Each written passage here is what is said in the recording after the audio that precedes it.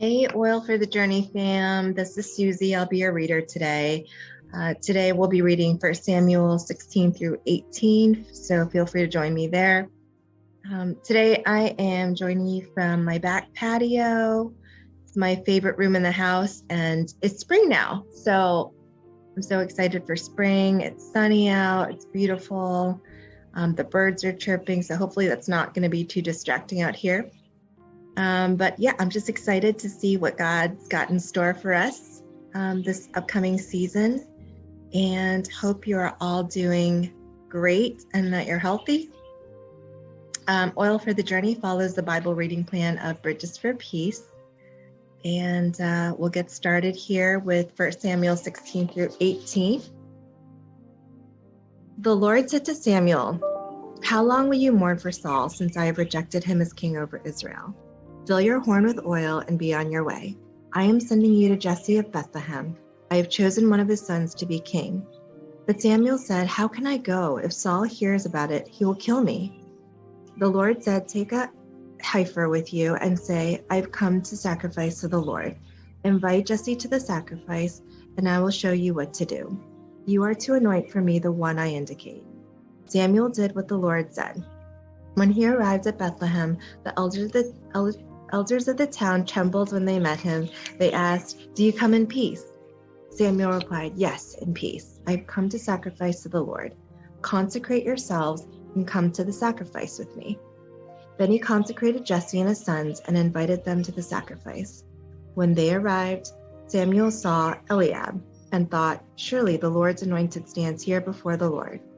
But the Lord said to Samuel, "Do not consider his appearance or his height, for I have rejected him. The Lord does not look at the things people look at. People look at the outward appearance, but the Lord looks at the heart." Then Jesse called Abinadab and had him pass in front of Samuel. But Samuel said, "The Lord has not chosen this one either." Jesse then had Shammah pass by, but Samuel said, "Nor has the Lord chosen this one." Jesse had 7 of his sons pass before Samuel, but Samuel said to him, "The Lord has not chosen these." So he asked Jesse, "Are these all the sons you have?" "There is still the youngest," Jesse answered. "He is tending the sheep." Samuel said, "Send for him. We will not sit down until he arrives." So he sent for him and had him brought in. He was glowing with health and had a fine appearance and handsome features. Then the Lord said, "Rise and anoint him. This is the one." So Samuel took the horn of oil and anointed him in the presence of his brothers. And from that day on, the Spirit of the Lord came powerfully upon David.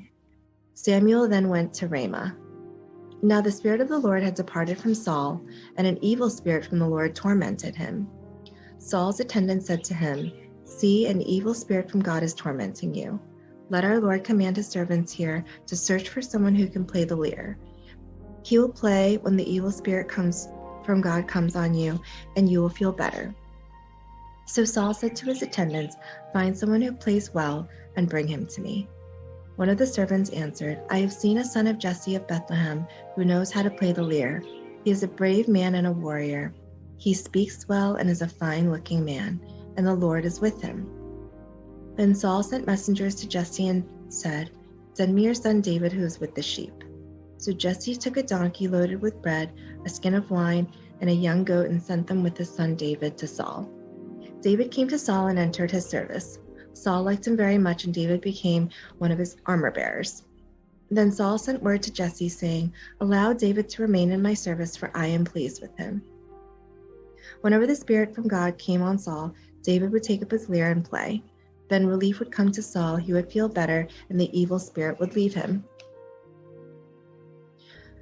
Now the Philistines gathered their forces for war and assembled at Soko in Judah. They pitched camp at Ephes Dammim between Soko and Azekah.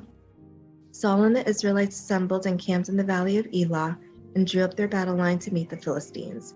The Philistines occupied one hill and the Israelites another, with the valley between them. A champion named Goliath, who was from Gath, came out of the Philistine camp. His height was 6 cubits and a span. He had a bronze helmet on his head and wore a coat of scale armor of bronze weighing 5,000 shekels. On his legs he wore bronze greaves, and a bronze javelin was slung on his back. His spear shaft was like a weaver's rod, and its iron point weighed 600 shekels. His shield bearer went ahead of him. Goliath stood and shouted to the ranks of Israel, "Why do you come out and line up for battle? Am I not a Philistine, and are you not the servants of Saul? Choose a man and have him come down to me. If he is able to fight and kill me, we will become your subjects." Sorry. "But if I overcome him and kill him, you will become our subjects and serve us." Then the Philistine said, "This day I defy the armies of Israel. Give me a man and let us fight each other." On hearing the Philistines' words, Saul and all the Israelites were dismayed and terrified. Now David was the son of an Ephrathite named Jesse, who was from Bethlehem in Judah. Jesse had 8 sons, and in Saul's time, he was very old. Jesse's 3 oldest sons had followed Saul to the war. The firstborn was Eliab, the second Abinadab, and the third Shammah. David was the youngest. The 3 oldest followed Saul, but David went back and forth from Saul to tend his father's sheep at Bethlehem. For 40 days the Philistines came forward every morning and evening and took his stand. Now Jesse said to his son David, "Take this ephah of roasted grain and these 10 loaves of bread for your brothers and hurry to their camp. Take along these 10 cheeses to the commander of their unit. See how your brothers are and bring back some assurance from them. There was Saul and all the men of Israel in the valley of Elah fighting against the Philistines." Early in the morning, David left the flock in the care of the shepherd, loaded up, and set out as Jesse had directed. He reached the camp as the army was going out to its battle positions, shouting the war cry. Israel and the Philistines were drawing up their lines facing each other. David left his things with the keeper of supplies, ran to the battle lines, and asked his brothers how they were. As he was talking with them, Goliath, the Philistine champion from Gath, stepped out from his lines and shouted his usual defiance, and David heard it. Whenever the Israelites saw the man, they all fled from him in great fear. Now the Israelites had been saying, "Do you see how this man keeps coming out? He comes out to defy Israel. The king will give great wealth to the man who kills him. He will also give him his daughter in marriage and will exempt his family from taxes in Israel." David asked the men standing near him, "What will be done for the man who kills this Philistine and removes this disgrace from Israel? Who is this uncircumcised Philistine that he should defy the armies of the living God?" They repeated to him what they had been saying and told him, "This is what will be done for the man who kills him." When Eliab, David's oldest brother, heard him speaking with the men, he burned with anger at him and asked, "Why have you come down here? And with whom did you leave those few sheep in the wilderness? I know how conceited you are and how wicked your heart is. You came down only to watch the battle." "Now what have I done?" said David. "Can't I even speak?" He then turned away to someone else and brought up the same matter, and the men answered him as before. What David said was overheard and reported to Saul, and Saul sent for him. David said to Saul, "Let no one lose heart on account of this Philistine. Your servant will go and fight him." Saul replied, "You are not able to go out against this Philistine and fight him. You are only a young man, and he has been a warrior from his youth." But David said to Saul, "Your servant has been keeping his father's sheep. When a lion or a bear came and carried off a sheep from the flock, I went after it, struck it, and rescued the sheep from its mouth. When it turned on me, I seized it by its hair, struck it, and killed it. Your servant has killed both the lion and the bear. This uncircumcised Philistine will be like one of them, because he has defied the armies of the living God. The Lord who rescued me from the paw of the lion and the paw of the bear will rescue me from the hand of this Philistine."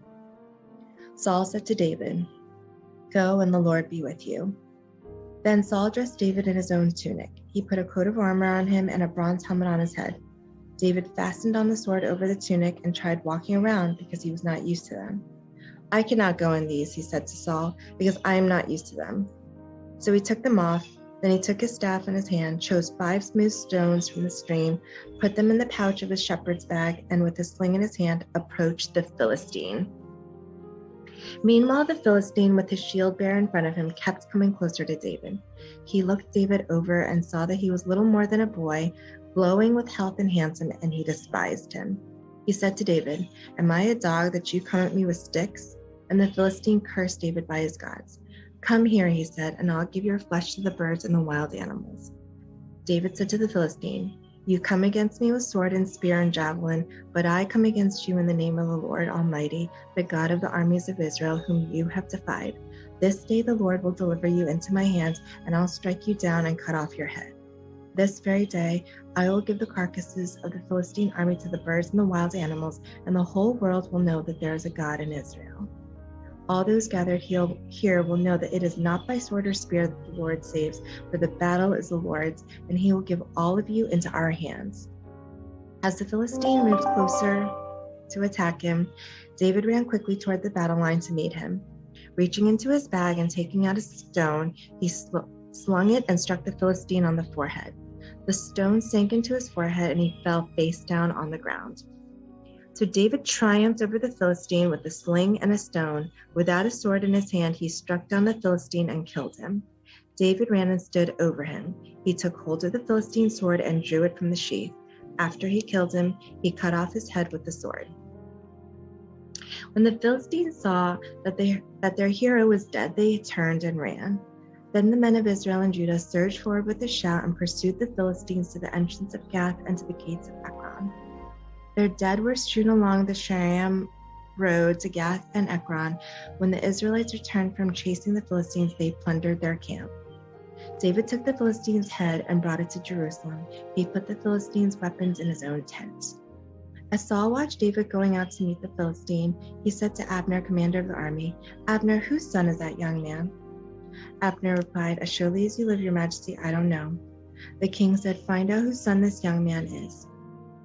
As soon as David returned from killing the Philistine, Abner took him and brought him before Saul, with David still holding the Philistine's head.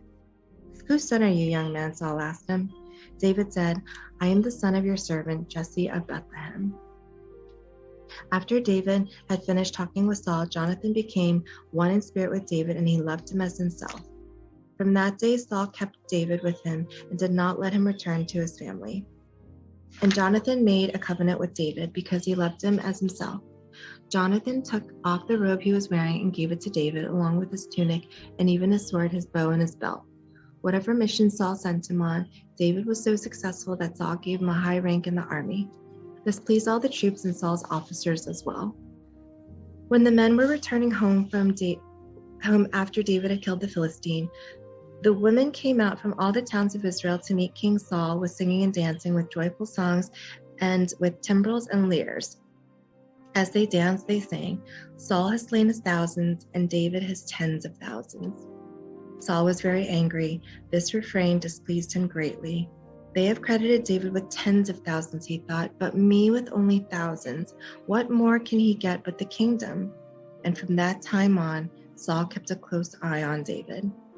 The next day, an evil spirit from God came forcefully on Saul. He was prophesying in his house while David was playing the lyre, as he usually did. Saul had a spear in his hand, and he hurled it, saying to himself, "I'll pin David to the wall." But David eluded him twice. Saul was afraid of David because the Lord was with David, but had departed from Saul. So he sent David away from him and gave him command over 1,000 men. And David led the troops in their campaigns. In everything he did, he had great success because the Lord was with him.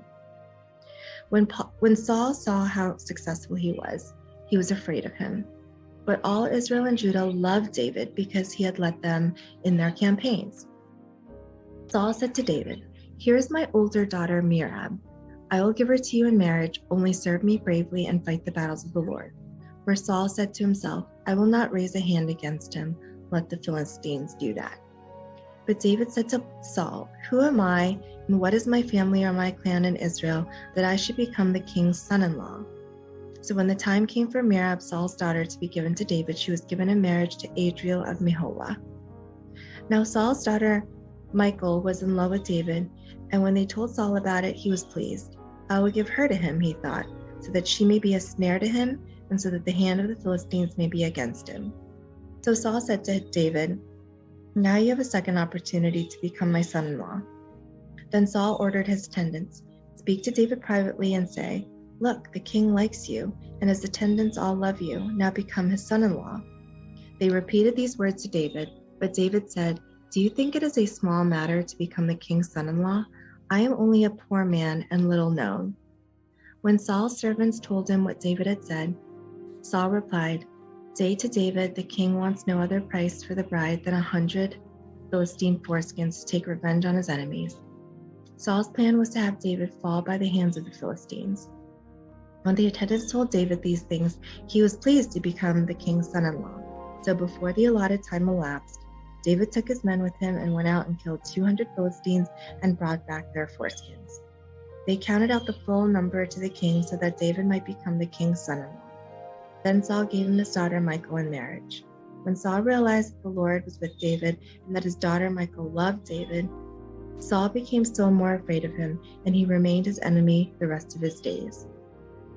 The Philistine commanders continued to go out to battle, and as often as they did, David met with more success than the rest of Saul's officers, and his name became well known. That was 1 Samuel 16 through 18. I hope that reading was a blessing to you all. Stay healthy and be well. I love this story because God's favor was on David. And it wasn't easy, but David, that's part of his journey to become king, and he was able to be really successful with God on his side. So I pray that that same favor is on all of you. All right, have a great day. Take care.